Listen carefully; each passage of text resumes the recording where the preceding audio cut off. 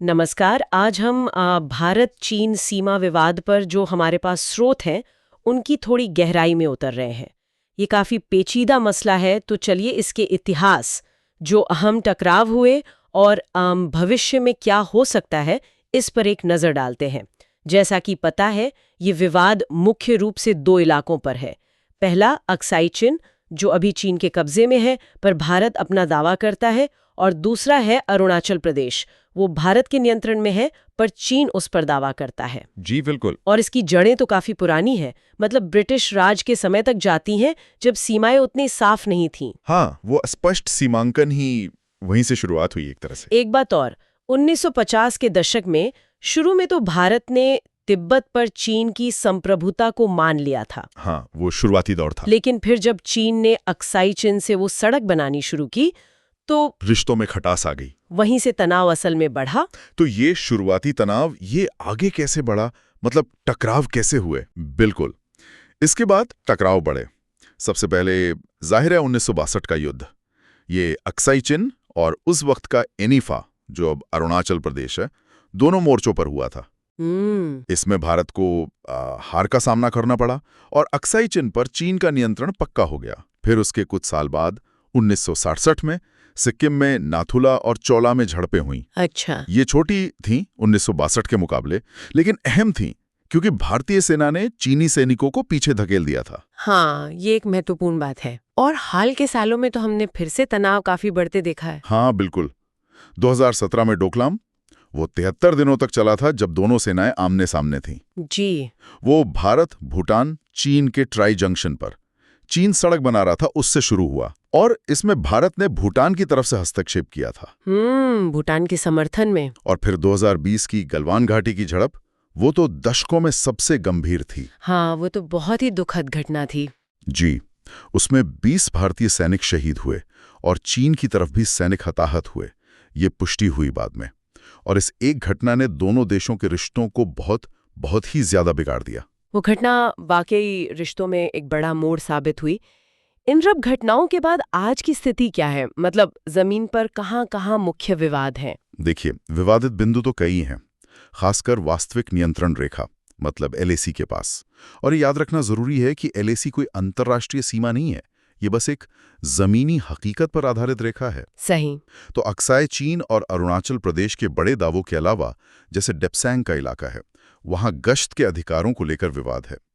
वो दौलत बेग ओल्डी एयरस्ट्रिप और काराकोरम पास के करीब है, इसलिए भारत के लिए रणनीतिक रूप से बहुत अहम है। हाँ, उसकी लोकेशन बहुत जरूरी है। बिल्कुल। और फिर पैंगोम झील, उसके उत्तरी किनारे पर जो फिंगर्स हैं, मतलब पहाड़ी उभार, उन पर भी नियंत्रण को लेकर काफी तनाव रहा है। तो क्या ये तनाव कम करने या कोई शांति बनाने की कोशिशें भी हुई हैं? हाँ, कोशिशें तो होती रही हैं। जैसे 1993 और 1996 में एलएसी पर शांति और स्थिरता बनाए रखने के लिए समझौते हुए थे। अच्छा। बॉर्डर पर्सनल मीटिंग्स यानी बीपीएम्स होती हैं, स्थानीय कमांडर स्तर पर हॉटलाइन भी स्थापित की गई। और गलवान के बाद से तो तनाव घटाने के लिए सैन्य और राजनयिक दोनों स्तरों पर कई दौर की बातचीत चल रही है। बातचीत जारी है मतलब। आगे देखते हुए सीमा पर क्या चल रहा है? दोनों तरफ से क्या तैयारियां दिख रही हैं? देखिए, दोनों ही देश एलएसी के पास अपना जो बुनियादी ढांचा है, इंफ्रास्ट्रक्चर, उसे बहुत तेजी से मजबूत कर रहे हैं। भारत सड़कें बना रहा है, पुल, सुरंगें, जैसे अटल टनल बनी, फॉरवर्ड एयरबेस बना रहा है। हाँ, काफी काम हुआ है। और उधर चीन भी सीमा के पास नए गांव बसा रहा है, सड़कें बना रहा है, हवाई पट्टियां बना रहा है। तो एक तरह की इंफ्रास्ट्रक्चर रेस चल रही है। और इस तनाव के बीच अंतर्राष्ट्रीय स्तर पर क्या हो रहा है, मतलब रणनीतिक गठबंधनों का क्या? हाँ, वो भी एक अहम पहलू है। भारत एक तरफ तो क्वाड यानी अमेरिका, जापान, ऑस्ट्रेलिया के साथ उसमें अपनी भागीदारी बढ़ा रहा है। दूसरी तरफ रूस के साथ जो पारंपरिक रिश्ते हैं उनको भी साधने की कोशिश है। हालांकि रूस और चीन की जो नजदीकी है वो इसे थोड़ा पेचीदा बनाती है। और चीन अपने पड़ोस में, खासकर दक्षिण एशिया में, जैसे पाकिस्तान है, नेपाल, श्रीलंका, इन देशों के साथ अपने संबंध मजबूत कर रहा है। एक और दिलचस्प बात है व्यापार।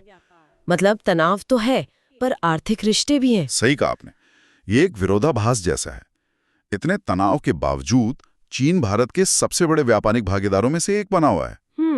हालांकि हाँ, हाल के वर्षों में भारत ने आत्मनिर्भर भारत अभियान के तहत चीनी आयात पर निर्भरता कम करने और घरेलू उत्पादन बढ़ाने पर जोर दिया है। तो यहाँ जो मुख्य बात समझनी है वो ये है कि ये सिर्फ जमीन का झगड़ा नहीं है। स्रोतों से ये इशारा मिलता है कि चीन के लिए ये सामरिक बढ़त बनाने की बात है, अपनी बड़ी परियोजनाओं जैसे CPEC उनको सुरक्षित रखने की बात है। अच्छा। और वहीं भारत के लिए ये अपनी संप्रभुता, अखंडता और जो क्षेत्रीय स्थिरता है उसको बनाए रखने की बात है।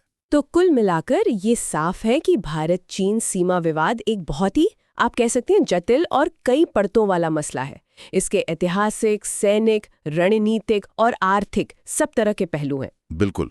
और भविष्य में शांति बनाए रखना ये एक संतुलित कूटनीति, सैन्य तैयारी और मजबूत अंतर्राष्ट्रीय गठबंधनों के सही तालमेल पर ही निर्भर करेगा। यहां एक विचार छोड़ जाते हैं सोचने के लिए।